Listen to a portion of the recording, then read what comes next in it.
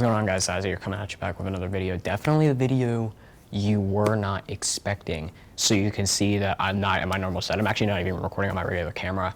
I'm recording on the Sony PXW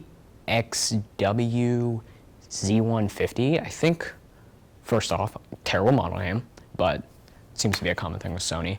But and I'm not at my normal set. I'm actually at my school's CTE program. I'm here every day, and I wanted to kind of do a little day in the life, you know, what I do here, and just kind of what I'm, just kind of show you guys around and what it is. So this is day in the life of me here at CTE.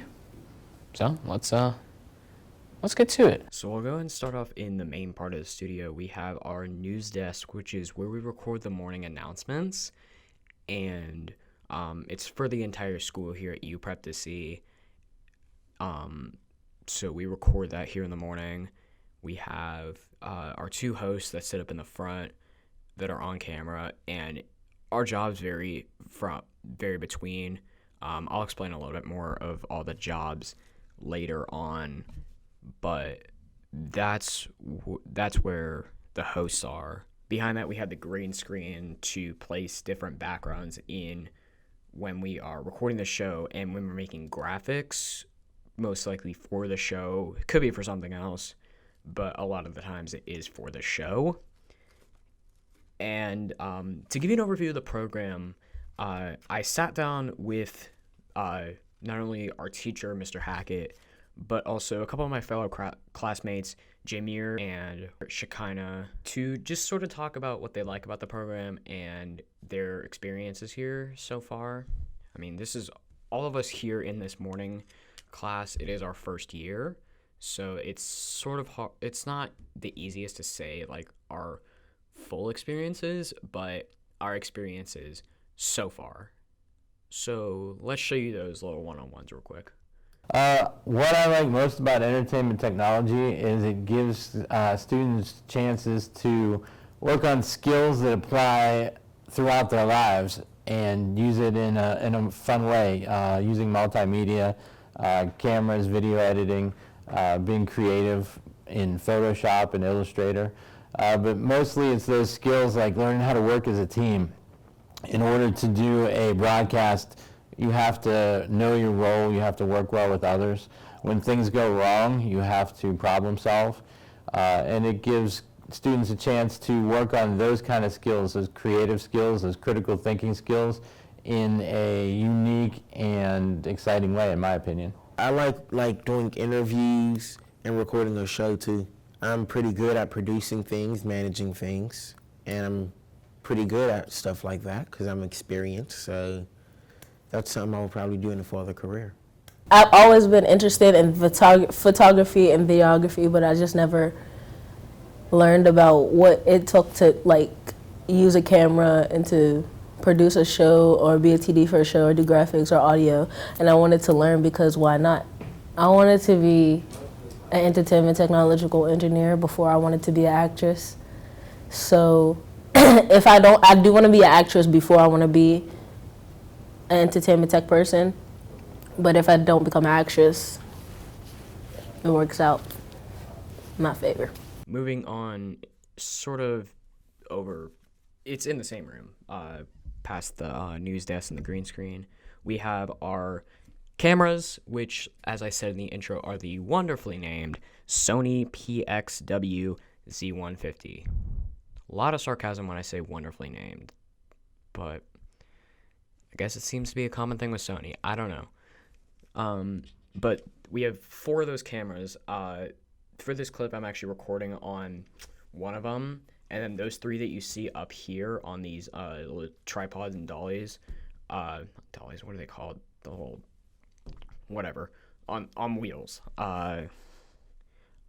Those 3 up there are used to actually record the show, the morning announcements. So the one that's on the left is actually facing, the 2 cameras on the end are actually facing diagonally. So the one that's on the right is facing towards the host on the left, and actually not in their perspective, but on our left, the people behind the camera, and then the one on the left is facing towards the host on the right in our perspective. And I'm going to show you a little bit of footage from the show later on, because I did record a little bit of it, and also I think I can access a little bit of actual show footage. The stuff I recorded is just like sort of a behind the scenes type of thing. And these cameras, they record 4K. They're pretty expensive. Even today, I think these cameras are probably 4 years old at this point, but they work pretty good. I mean, 4K cameras, they're extremely expensive. But I mean, they seem to work. Behind the whole camera setup with the teleprompters and everything, we have the stage manager's desk. And like I said earlier on, everybody switches roles. So those roles that we have are the two hosts up by the news desk. We have camera operators, which we can have 1, 2, 3 of those. We have our stage manager, which is at that desk right there. We have our graphics operator, our technical director or TD, our audio controller, and our producer calls the show. And we have, multiple roles. Often I like to do like TD, graphics. I'll do host sometimes, but it's not my favorite thing to do. And I'll do audio sometimes. Calling the show is kind of difficult, but once you get used to it, it's not that bad. And then over next to the stage manager's desk, we have the battery charging station for the cameras. So these cameras, we have two types of batteries. We have the smaller packs, which I think are somewhere in the neighborhood of like 4,300 milliamp hours. And then we have our larger extended pack batteries, which are around, I think, 6,200 milliamp hours. The smaller pack batteries, the battery life is not great. Bigger pack batteries, it's okay. But it's whatever. We got some new batteries pretty recently because the old ones were starting to die on us like completely. Now over next to the news desk, we have our program monitor. I'm not sure the exact size of pretty much any of the monitors that you're gonna see here, but it's just a Samsung monitor. It's not like anything too crazy, but it works. It shows the hosts. It shows what's being shown on the camera. It pretty much shows everybody that's in the studio what is going on. So that shows the hosts what's going on, that shows the camera operators what's going on, and that shows the stage manager what's going on. So they don't have to walk out into the control room to show you to see like what's happening, which could not go well when you're actually recording something and screws up the audio. And so it shows like what's being recorded. And behind the monitor, we have the charging station for our just our little lavalier mics that we use for the show, and also the mics that I use for those little one-on-one videos. They're wireless. They're just little Sennheiser mics. They work pretty well. They have pretty decent audio quality. Not sure the exact pricing of them, but they seem to work pretty well. Battery life not that great, but they do have like little rechargeable AA's. Would be kind of nice if it was just like a little cable charging, but whatever. And they connect to like the little breakout box to actually get a audio signal over to the audio controller, and to actually signal the actual mic, the transmitter part, for a signal. It connects via a XLR connection, which doesn't provide power, but since these mics already have batteries in them, they don't need extra power. So XLR is not a power connection, but for our shotgun mics, we can't plug them into the breakout box because they don't actually have power. If we plug them into the camera, we have to switch it on to the mic plus 48 volt control on the panel on the side of the camera to actually provide power for the shotgun mic to actually pick up the audio, since it doesn't have any sort of power inside of the actual mic. Now we'll move on into the control room, starting off on the end, which is where our graphics operator shows what's going on. It controls when and where the graphics play in the show. And it's using a new tech PC, which is running a specialized version of Windows 7. We have it running off of the Vizio monitor, just a little Vizio monitor. It's not even that big. But yeah, it's running a specialized version of Windows 7 to actually run the software necessary for a graphics controller in a show. And then next to that, we have where our technical directors or TDs desk sort of, which controls what cameras are actually being shown in the show. Like, it controls what's coming up next, what's playing now. It shows pretty much everything you need, and they control like what part of the show is going on. And that's using a pretty sizable LG monitor. You could use this as a TV, but we don't call them TVs here. We call them monitors. But I think this is probably a 55-inch monitor, so that's actually not bad.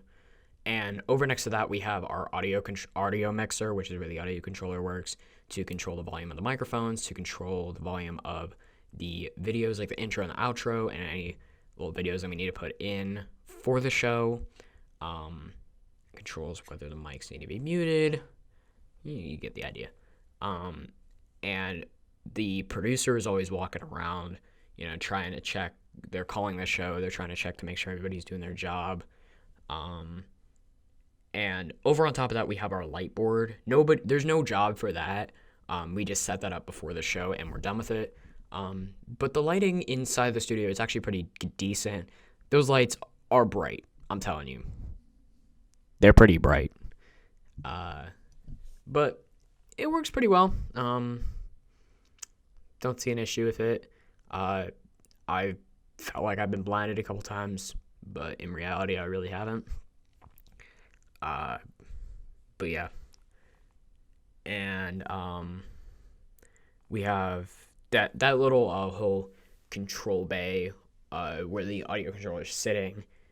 The only real control we use on that is the control to turn the audio mixer on. So we don't use anything else. So the audio controller is the audio mixer controller, like the power, is just that one pretty big switch on the bottom of it, on the bottom of that whole deck. And over behind the whole control room deck, we have where the PC is running, the new tech PC, the TriCaster, whatever you want to call it. For the graphics operator, for the TD, pretty much to run the whole show. Otherwise, the show the cameras wouldn't be able to pass the source without having SD cards inside of the actual cameras. We don't put SD cards in the cameras. We actually put them inside of the TriCaster to record the show. So that's how that works. And now I'll show you a little bit of footage of the show running. I recorded a little bit of that. And this is actually recorded on my normal camera, my Canon SX620. So the audio quality isn't great because my camera doesn't have a mic jack. I'm not recording this on the PXW, and I'm not recording on our still cameras. And I was recording a couple of videos of these on the still cameras. Here, the still cameras that we use, I think, are the Canon Rebel T6Is, I believe. Maybe T5Is, I don't know. But I'll pop on the screen what it really is. Ready, camera three. Ready, camera three. Blurry. Or is it just me? It looks like you want to It's okay on the sun. Ready, Darnell or third. Ready. Record and adjust audio. Enter the morning news. Wildcat. Manage production of the morning. Right. So what you're going to do is you can just click it and it can stay on. So when you pop up his name, Attending class of 2020 senior meetings is on Wednesday, October 30th from 11 to 11:30 a.m. and senior pictures are on Tuesday, December 3rd. And that little room that's sort of in the back of the control room, that is our little audio recording room, which is actually where I'm recording all these voiceovers. So